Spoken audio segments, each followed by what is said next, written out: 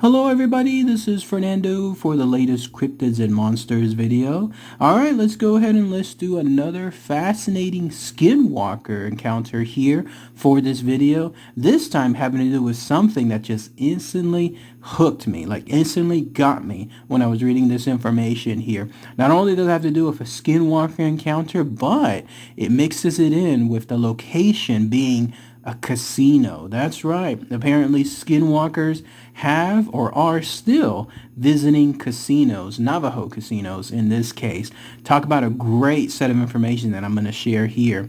It comes from a user by the name of Honey, Where's My Fursuit? And they titled it, Skinwalker Spotted in Navajo Casino some years ago, seems to have multiple witnesses. Now, the way I was reading this information, it reads more like it's from an article, like somebody had posted it in some journal or some newspaper, and that's how it reads to me. But still, not a direct encounter, but definitely witnesses as to what was described. And so let's go ahead and let's share that here. And again, I'll post my own thoughts on it afterward. So here's what they stated. It is not usually a topic debated on the Navajo Nation Council floor, but be that as it may, rumors of a skinwalker visiting Fire Rock Casino should be discussed.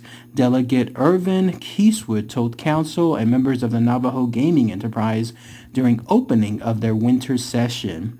And so he said, rumors are that you all had a visitor at the casino. As I understand it, it was at the nighttime. A werewolf or witch walker of some sort actually came into the establishment to some degree. There were witnesses and somebody fainted. It would be interesting to hear that, Keswood told Navajo Gaming Enterprise CEO Robert Winter. And then he continued, maybe I shouldn't be talking about it in the open, but I think the council should be told about incidents like that because it does create an atmosphere that is not conducive to the patrons. And then it says, shortly after the casino opened its doors in November 2008, about 4 o'clock in the morning, one of the employees, who Winter thought was a member of housekeeping, believes that she saw a witch or another spirit of some kind. There was some concern by employees and casino security, and they were called to escort employees to their vehicles. And in a later interview, Winter said that what he got was that the skinwalker was seen at the front of the casino by the entrance. If there were multiple sightings continuously, we'd be concerned, he said. We haven't had a reported incident since. It could have been a human being for all I know, at least one that was not well dressed, he said jokingly, but on a serious note added, I don't scoff at these things. I've been blessed 5 times since I've been here with good reason. Hopefully that's the last we will ever see of whatever was there. And then he continues, we've had a number of blessings of the casino in the interests of Navajo tradition. The most recent one was when lightning struck one of the lights right down the wire and then came into the casino. We closed the casino for a half day and had a lightning ceremony that's consistent with Navajo tradition.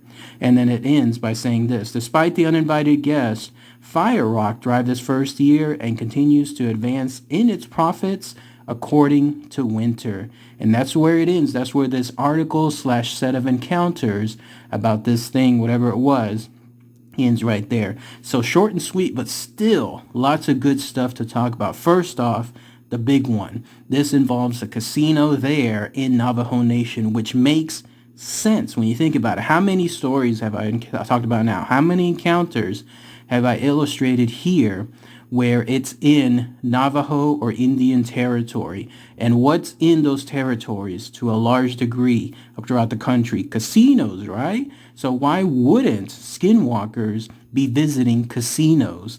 Who knew? Like, it's almost like such a simple link between the two. Nothing like that would have ever crossed my mind until I read something like this.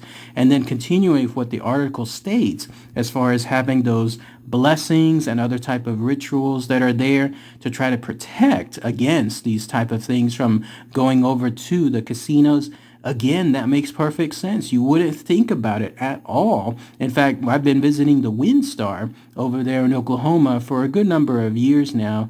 I've tried to go at least maybe once a year or so. That is in Indian territory. That is there just on the outskirts of the Oklahoma-Texas border. It never once crossed my mind that there could be skinwalker territory as well there too, because I've stayed there overnight. I mean, imagine these things coming about just out there in the open, and there they are because they're right by the casino floor. It definitely gives me a whole other experience the next time I'm there. And then the fact that somebody there, in this case somebody that was either a maid or someone else in housekeeping, that they saw this thing, whatever it was, that was, at least according to that guy, as not being well dressed, 4 o'clock in the morning, standing right outside the casino right before it opened its doors.